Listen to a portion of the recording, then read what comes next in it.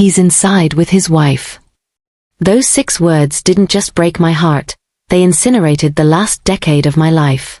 I stood on the sidewalk of the Grand Crest Hotel, my hands still smelling of surgical scrub and my simple white dress stained with the sweat of a 4-hour battle against death.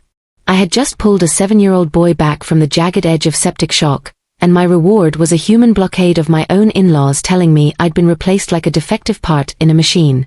The Prescotts didn't want a daughter, they wanted a trophy that didn't have a pulse of its own. But as the low, predatory growl of a Rolls-Royce engine cut through their insults, I realized I wasn't the one who was about to lose everything. They were. I didn't scream. I didn't cry. I simply stood there, a surgeon who had just conquered a literal heart failure, and began to calculate exactly how to perform a total bypass on the Prescott family's reputation. To understand the sheer magnitude of this betrayal, you have to understand the toxic biology of the Prescott family. I have a theory about people like them. I call it the statue syndrome. To Margaret Prescott, the matriarch, life wasn't about living, it was about the gallery. Every family member was a statue to be polished, positioned, and displayed. Henry, my fiancé, or whatever he was now, was her centerpiece. And I was supposed to be the pedestal. I was the high-earning, prestigious surgeon who provided the granite base of respectability they could all stand on. But pedestals aren't supposed to move. They aren't supposed to have emergencies. And they certainly aren't supposed to have a higher purpose than the display itself. The morning had started with a different kind of tension. I was in the surgical locker room, staring at my wedding dress hanging in a plastic shroud.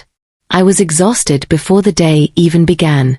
The double shifts I'd pulled to clear my schedule for the honeymoon had left me hollowed out.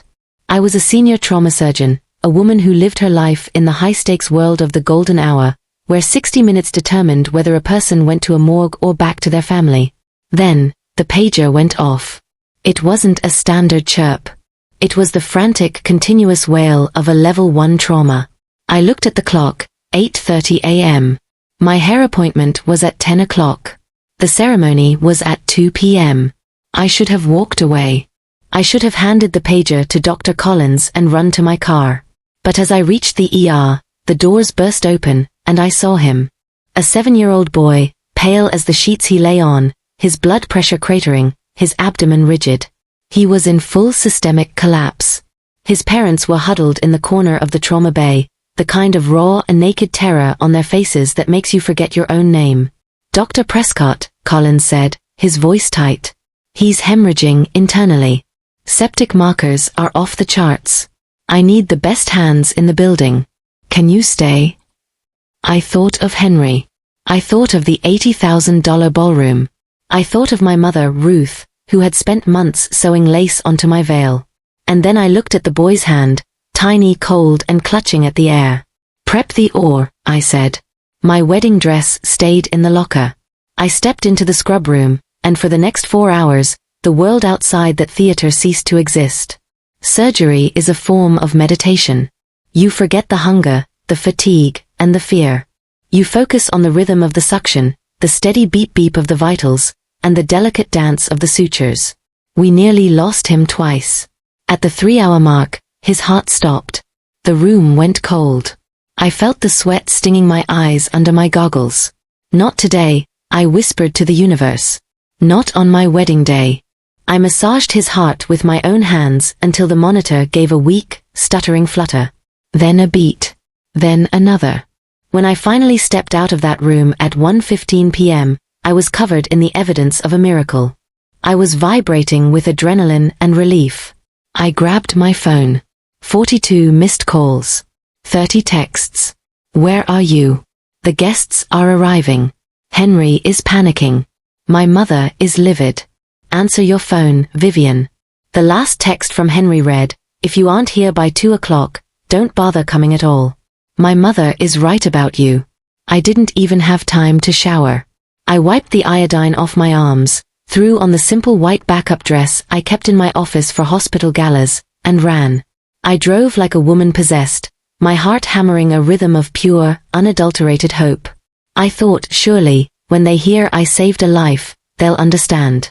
Surely, the woman he loves is worth more than a schedule. I arrived at the Grand Crest Hotel at 2:45 p.m.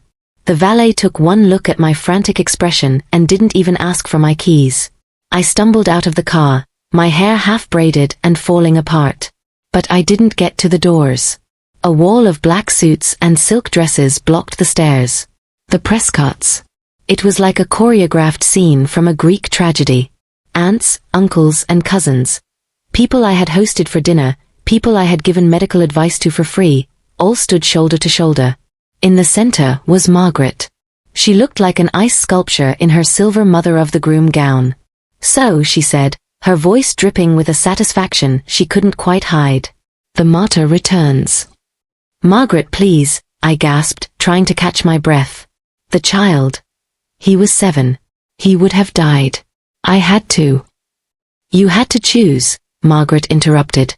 "And you chose your ego. You chose to play God instead of being a wife.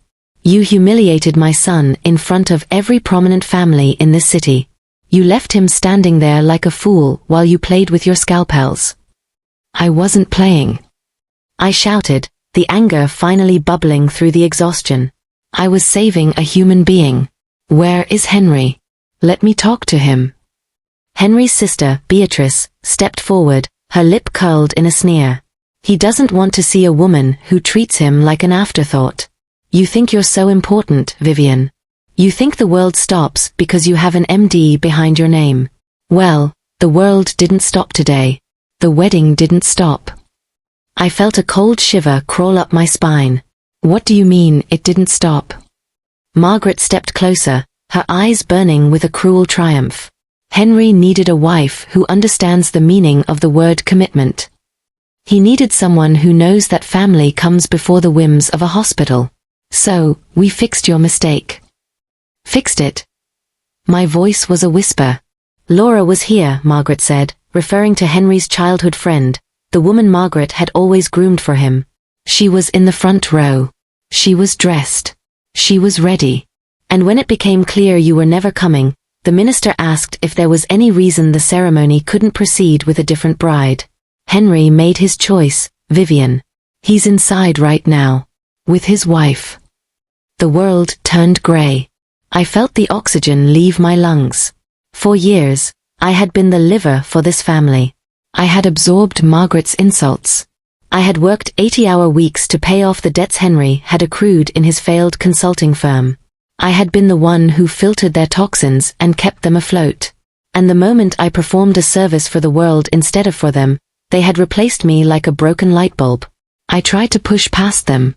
He couldn't have. "It's not legal. You can't just swap brides.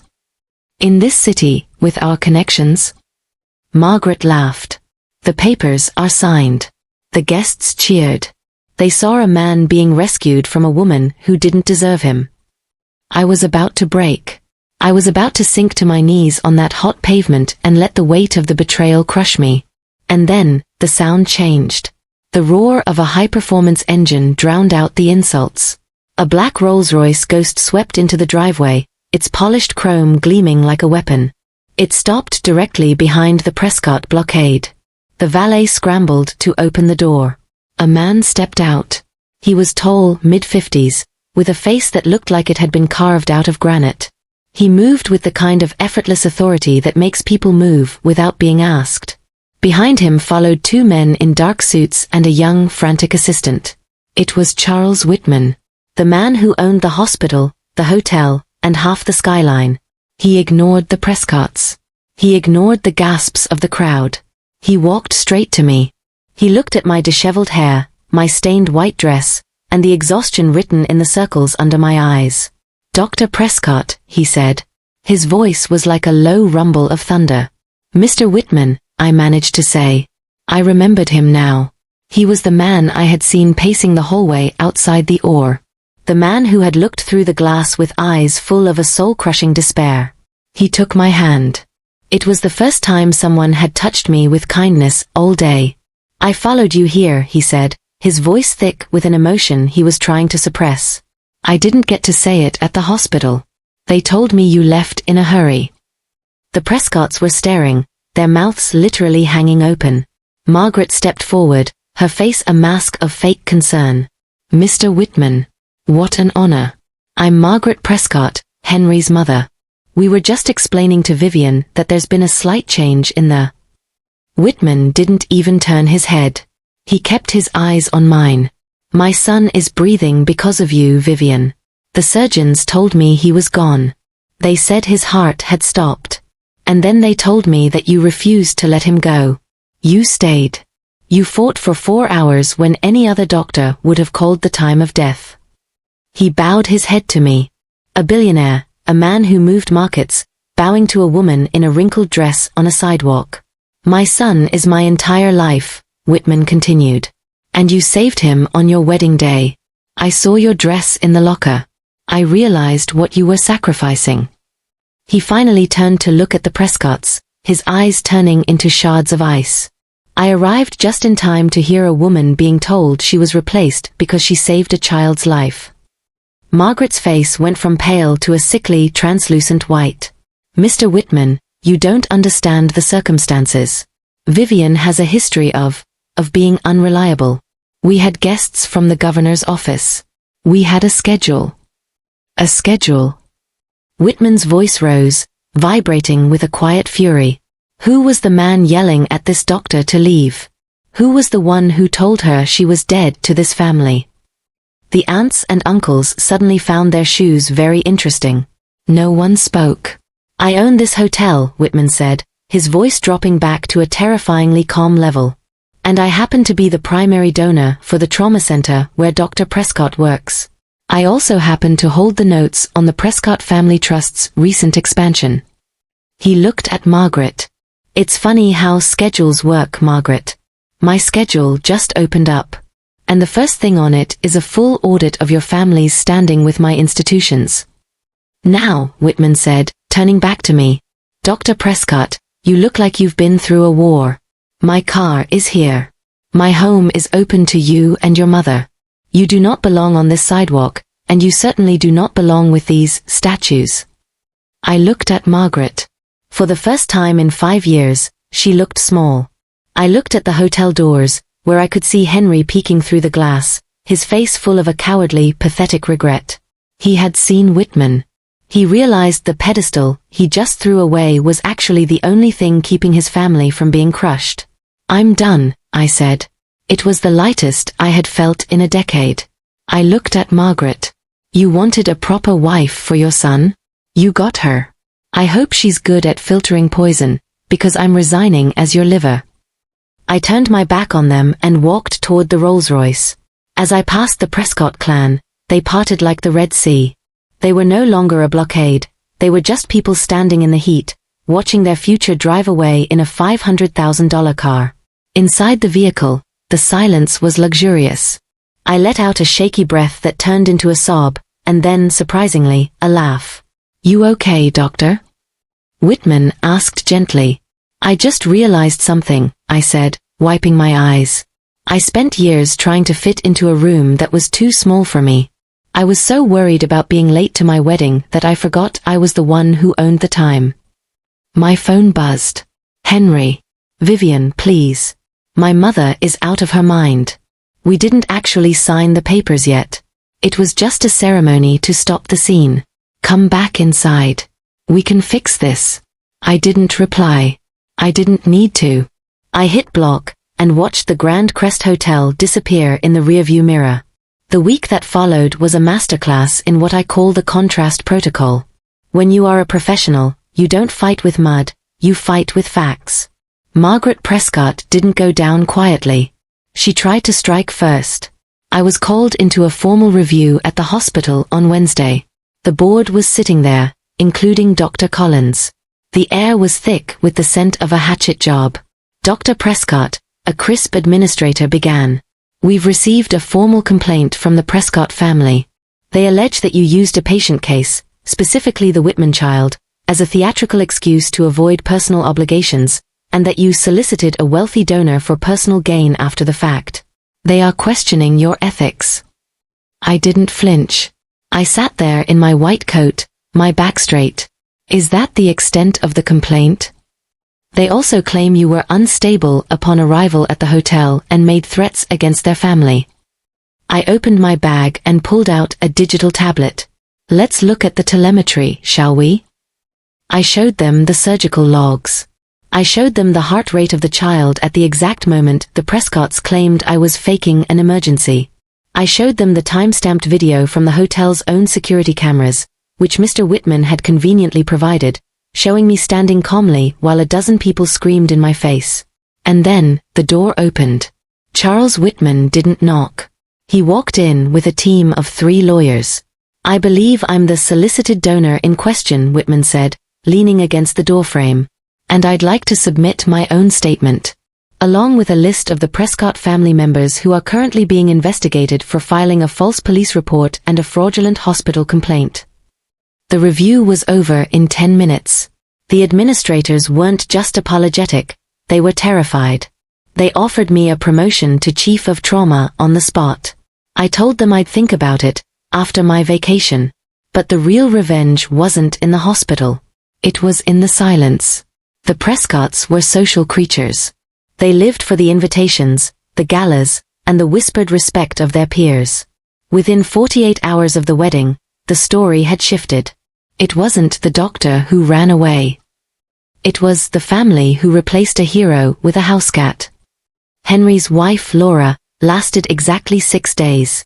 When she realized that being a Prescott now meant being a social pariah, and that the family wealth was being frozen and audited by Whitman's firms, she vanished. She didn't want a statue, she wanted a checkbook. And the Prescott checkbook was bouncing. I stayed at my mother's house.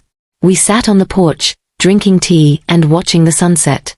You look different, Vivien, Ruth said, patting my hand. You look like you're not waiting for a pager to tell you who you are anymore. I'm not, Mom, I said. A car pulled up to the curb. Not a Rolls-Royce, but a sensible, high-end SUV. Charles Whitman stepped out. He wasn't wearing a suit today. He had on a sweater and jeans.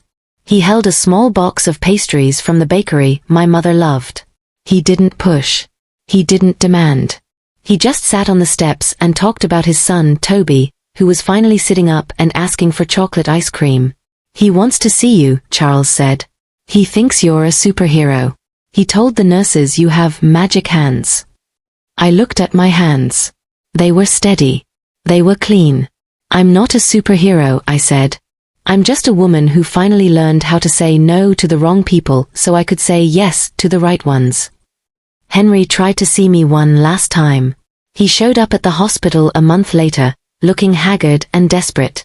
He tried to tell me he loved me. He tried to tell me his mother was the one who forced the wedding. I looked at him, and for the first time, I didn't see a man I loved. I saw a liability. I saw a structural crack that would have eventually brought my entire life down. Henry, I said, my voice as calm as a steady heart rate. You didn't stand at that altar with Laura because of your mother. You stood there because you are a coward. And I don't operate on cowards. My time is far too valuable. I walked past him, my heels clicking on the hospital tile with a rhythmic, surgical precision. I had a surgery scheduled. A life to save. A world to build. And this time, I wasn't late for a thing.